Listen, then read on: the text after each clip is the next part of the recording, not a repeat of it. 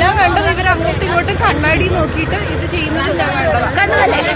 നമ്മളെ മനഃപൂർവ്വം നിങ്ങൾ ബ്രെയിൻ ജയിക്കുകയാണ് ചെയ്യുന്നത് അല്ലേ? ആ ബസ്സിന് ആളെ ഉണ്ടാക്കി കൊടുത്തു, അതവർ ചെയ്യുന്നേ.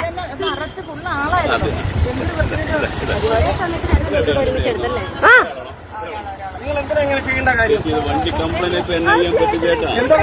വണ്ടി കംപ്ലൈന്റ് വന്നു. ഈ വണ്ടിയുടെ കംപ്ലൈന്റ് ഉണ്ടോ?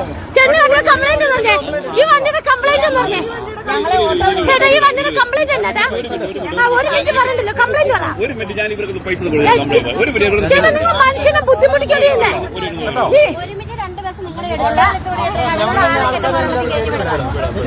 എന്നാ ഒരു ചെക്കത്തരോ കാണിക്കുന്നത്?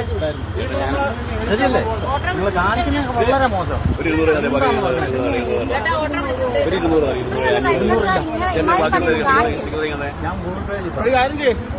തിരിച്ച് സ്റ്റാൻഡിൽ പോകാനുള്ള പൈസ കൊടുത്താ ഞങ്ങൾക്ക് ഓട്ടോ പിടിച്ച് സ്റ്റാൻഡിൽ പോകാൻ നിൽക്കും. ഞാൻ ഓട്ടോ എടുത്ത് നിങ്ങളെ വിടാം.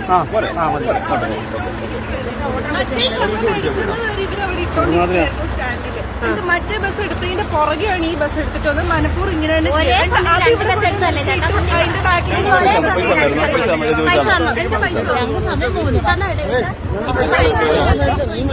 ചേട്ടാ പൈസ തന്നില്ല.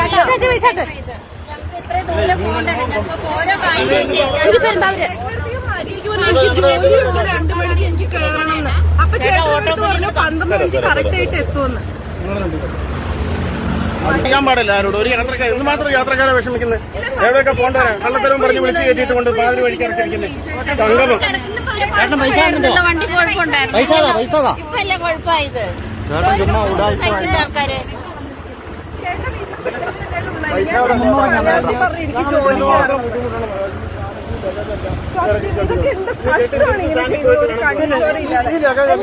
ആ സ്റ്റാൻഡിലുള്ളവരെ മൊത്തം വണ്ടിക്കകത്തോട്ട് കയറ്റും.